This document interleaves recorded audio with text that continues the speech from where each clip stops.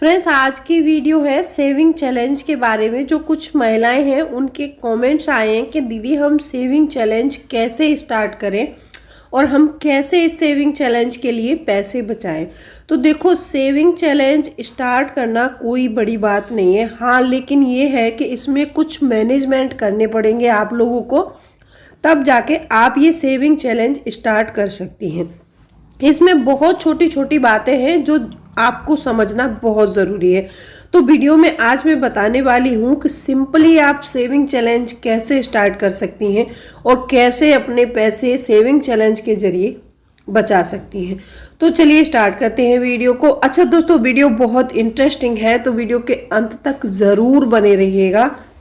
और अभी तक आपने चैनल को सब्सक्राइब नहीं किया है तो आपसे एक नम्र निवेदन है, सब्सक्राइब कर लीजिए अपने इस चैनल को और बेल आइकन को भी ज़रूर प्रेस कर दीजिएगा ताकि ऐसी ही इंटरेस्टिंग वीडियो की नोटिफिकेशन आपको मिलती रहे।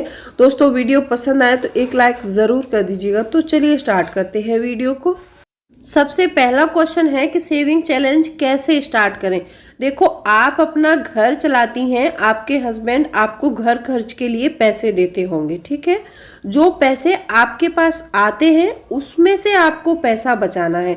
ऐसा नहीं करना है कि सेविंग चैलेंज चला रहे हैं तो हस्बैंड की पॉकेट से निकाल लिए या फिर कहीं और से ले लिए, ऐसा नहीं करना है। सेविंग चैलेंज चलाने का सीधा सीधा मतलब होता है कि आप अपने कौन से खर्चों में कटौती कर सकती हैं, उन खर्चों में से कटौती करके उस पैसे को बचाना है और आपको उससे सेविंग चैलेंज चलाना है। अब इससे होगा क्या? इससे होता ये है कि आप जो बेफिजूल खर्चे करती हैं ना, मंथ में बेफिजूल के कपड़े खरीदना हो गया या फिर बेफिजूल का मेकअप प्रोडक्ट हो गया, बेफिजूल का कोई ज्वेलरी आइटम हो गया, आप ऐसी चीजें खरीदती हैं तो उन पैसे को आपको बचाना है और अपने आप को चैलेंज देना है। अच्छा, नॉर्मली हम सोचें कि नॉर्मली हम पैसे की बचत कर लें तो नहीं हो पाता है। अगर किसी चीज को हम चैलेंज मान कर लेते हैं तो वो चीज हम आसानी से कर पाते हैं। और हमेशा देखा होगा आपने कि अगर हम कोई काम कर रहे हैं, अगर हमसे कोई ये कहे कि सिंपली आप 1 किलोमीटर दौड़ के दिखा दो, हम नहीं दौड़ सकते, मतलब आराम से दौड़ेंगे। अगर हमारे बाजू में कोई कॉम्पिटिटर होता है या फिर हमें किसी ने चैलेंज दिया होता है तो हम उस चैलेंज को जीतने की कोशिश करते ही रहते हैं आखिरी दम तक। चाहे हम जीते ना, लेकिन हम उसके इतना करीब पहुंच जाते हैं कि शायद हम सिंपली अगर अकेले करते तो शायद हम नहीं पहुंच पाते, लेकिन हमने किसी से कंपटीशन लगाया और हमें चैलेंज दिया गया था तो इसीलिए हम उसके बराबर तो पहुंचे कम से कम। तो ये होता है सेविंग चैलेंज। सेविंग चैलेंज से ऐसा होता है कि हम हर महीने अपने आप को एक चैलेंज देते हैं और जिसमें हमें कुछ अमाउंट इकट्ठा करना होता है। अब वो अमाउंट आप कितना बचा सकती हैं वो आपके ऊपर निर्भर करता है, ठीक है। जो मैं सेविंग चैलेंज देती हूँ आप लोगों को, अगर उसके अकॉर्डिंग आप पैसे बचा लेती हैं तो बहुत अच्छी बात है।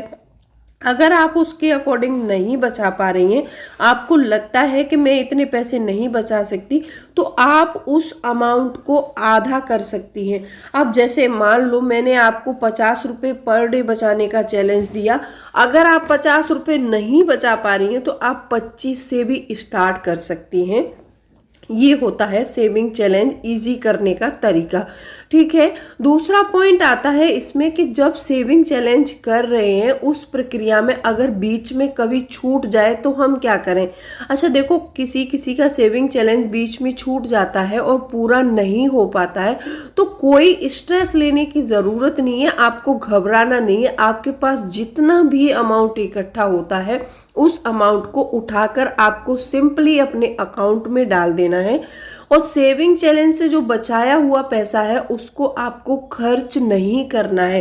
देखो, एक तो इतनी मेहनत की हमने 2 महीने, तब जाके वो सेविंग चैलेंज कंप्लीट हुआ। हमारा सेविंग चैलेंज कंप्लीट हुआ, हमने 2 महीने मेहनत करके पैसा बचाया और 2 महीने के बाद सिंपली अगर खर्च करने की बारी आई तो हमने तुरंत उसको खर्च कर दिया।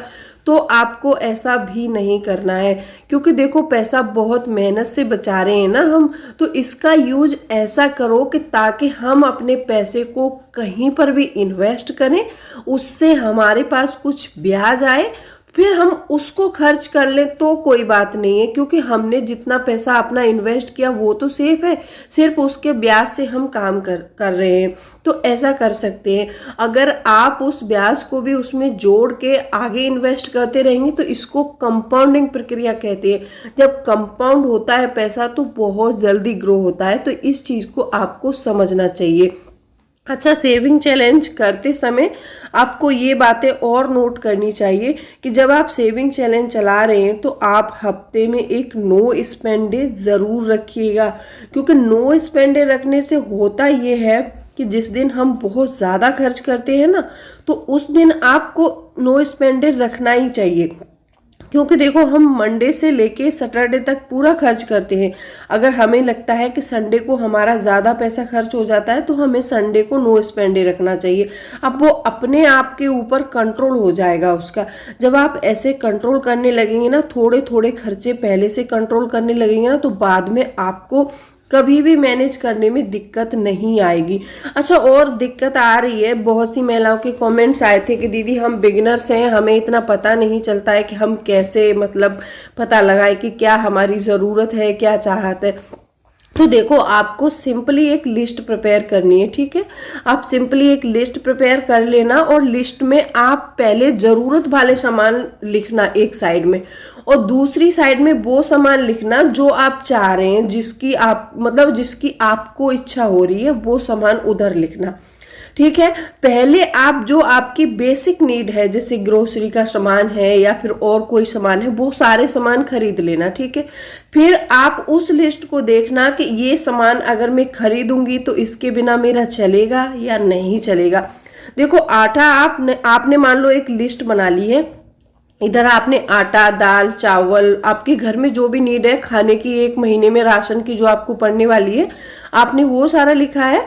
तो आप पहले इसको खरीद लीजिए, फिर आप उधर लिखिए जो आपको साड़ी खरीदनी है, जो आपको चप्पल खरीदने हैं, जो आपको मेकअप प्रोडक्ट खरीदना है या फिर कोई अन्य प्रोडक्ट खरीदना है। अब उसमें से आप देखिए, आप अपने मन से ही शायद 2-3 आइटम उसमें से कम कर ही देंगी, क्योंकि चप्पल अगर आपके पास और हैं तो आप ये भी सोचोगे कि चप्पल तो मेरे पास और भी है लेकिन मैं उनसे काम चला सकती हूँ, तो आप वो कट कर सकती हैं।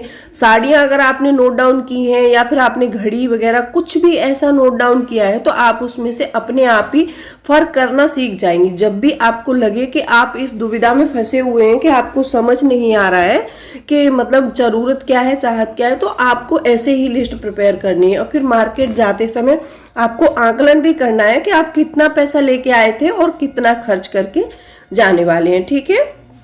तो आप ऐसे करके पता लगा सकती हैं कि आपकी चाहत क्या है और आपकी ज़रूरत क्या है। ये सिंपल पॉइंट है।